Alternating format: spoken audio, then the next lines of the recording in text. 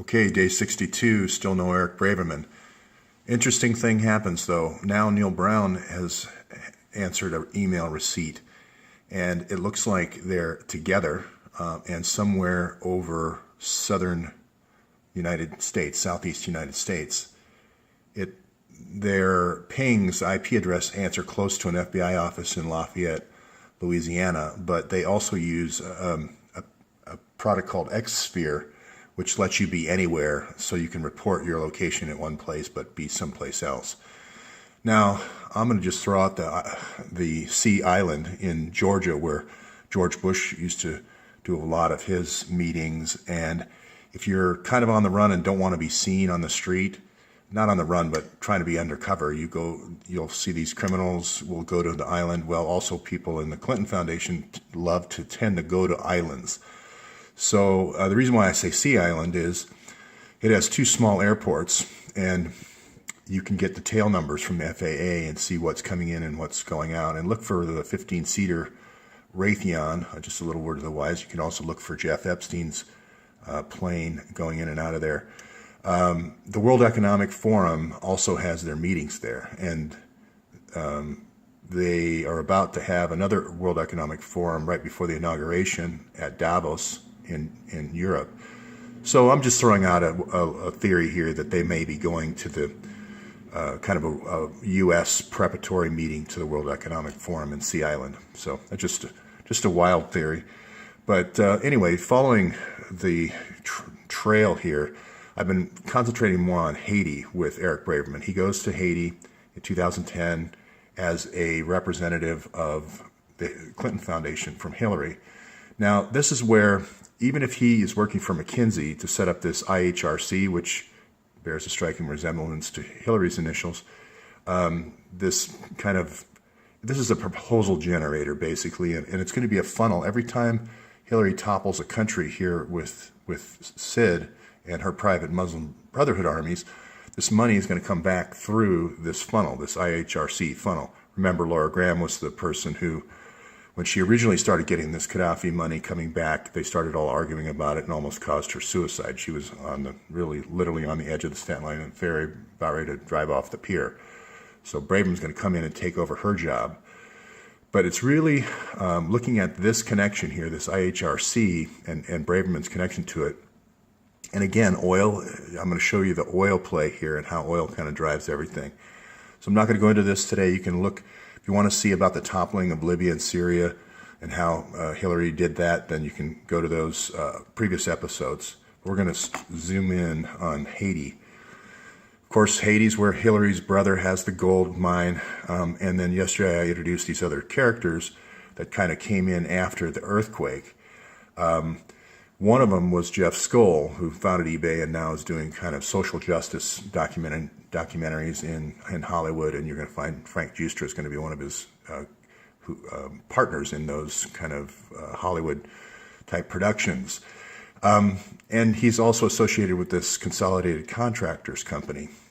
So you're going to find Consolidated Contractors is going to be kind of like almost poised off the coast here as soon as the earthquake happens, and then they're going to immediately come into this part of Haiti and do road construction, and they're going to do you're going to find them building hotels, and you're also going to find them building this pipeline, and well, this pipeline for sure. And this pipeline, I think, is going to go all the way out to Puerto Rico, British Virgin Islands, all the way back to Cuba, and then the pipeline will come up through all the way across the Gulf of Mexico potentially, or in through Georgia or Florida. But it's funny that Jeff Skoll is running CCC, because this is the largest construction company in the Middle East. And they make all the pipelines, and then they do all the construction of the roads, because you need roads to get to the heavy equipment to build the pipelines. And then they take the oil money basically, and then they build these huge hotels, like in Dubai and Qatar, and in Egypt they did the Ritz-Carlton, et cetera, et cetera. But this was run by a Lebanese guy named Sabah for the longest time. He just died in 2010. And what happens is Eric Braverman and Jeff Skoll and all these folks who are kind of like, I don't want to say They're kind of like hip elites of social justice. They're brought in to kind of put a social justice face on CCC. So this TEMBO is really a consulting group about post-conflict resolution. What do you do after you topple a country? Well, what you do is you bring in roads, you electrify the grid so you can move along gas pipelines and oil. And you build pipelines and you build big hotels. And that's exactly, if you look at the Middle East, that's the story of the Middle East. So this is follow the money. This is Eric Braverman's about following the money. It's going to be Jeff Skoll.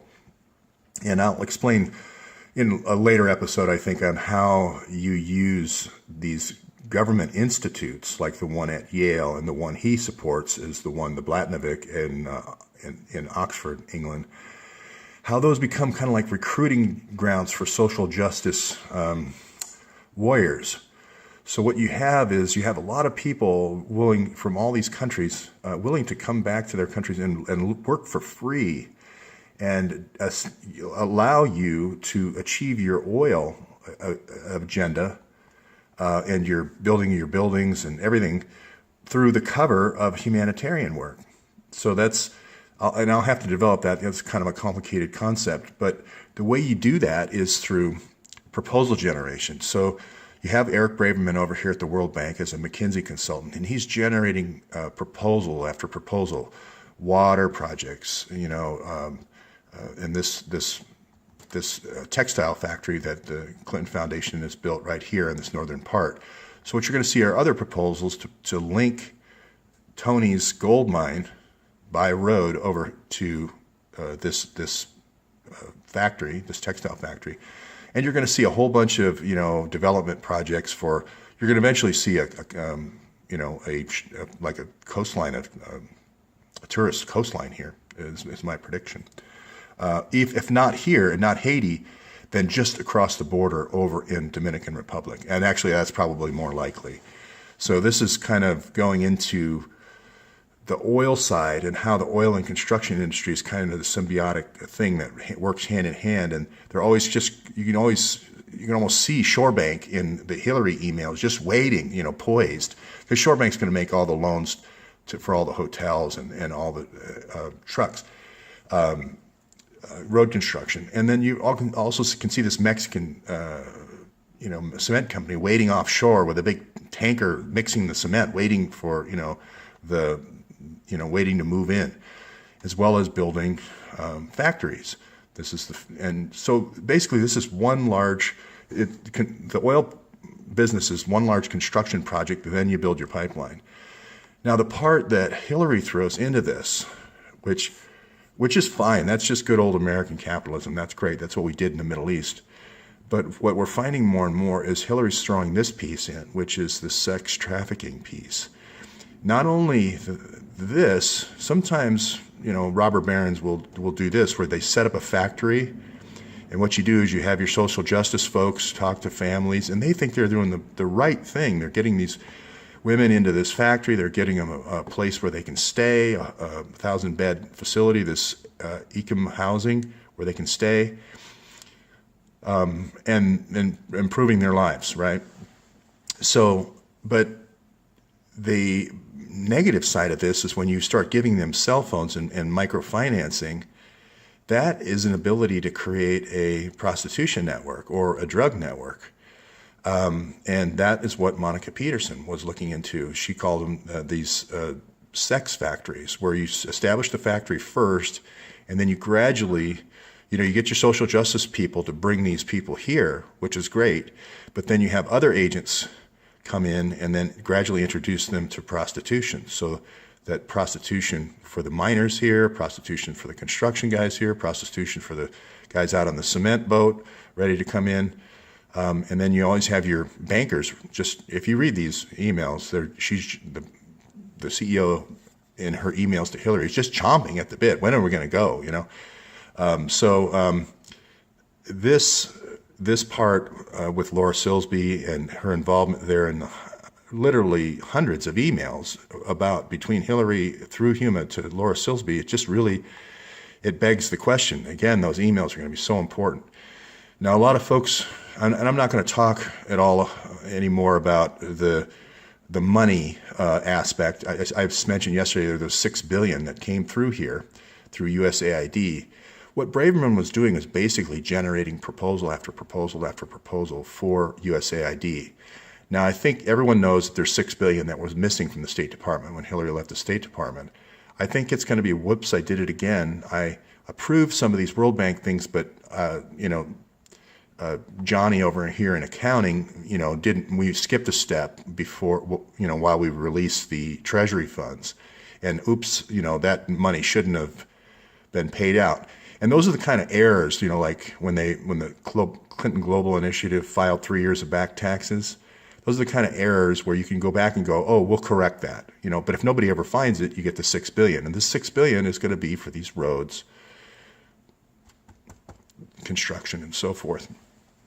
So, a lot of people have likened this to the guy, the auditor, who just got killed in NATO on my channel, and a lot of people have said, hey, this sounds just like Bosnia and Kosovo and the breakup of Yugoslavia 20 years ago. Well, there's more to that story, and that's coming. And that's why I introduced NATO a while back. You're right, you're hot on the trail. So anyway, this can be my last slide. I'm just going to say this again. The emails are absolutely fundamental to breaking down if there is sex trafficking. And you're number 2 now, Mr. McCabe, at the FBI. And Comey's number 1. You've achieved all your goals. You've got enough agents and 10 times as many agents as you need for the real terrorists. And now's the time to release these emails. You don't need any more quid pro quos, is what I'm trying to say. And this State Department saying that they need 5 years to process those 650,000 emails. This could be. We already know that Huma has sent hundreds of emails about the Laura Silsby. So that's not a smoking gun. That's watching the gun being fired. So this kind of obstruction it's not. We can't afford it anymore. These must be immediately published. Huma's emails need to be immediately published. Hillary's, we might be able to wait, a couple of weeks, but Huma's are directly connected to a sex trafficking scandal. This is just going to be the morning edition. I'm going to have more for you later today, but that's good for this morning.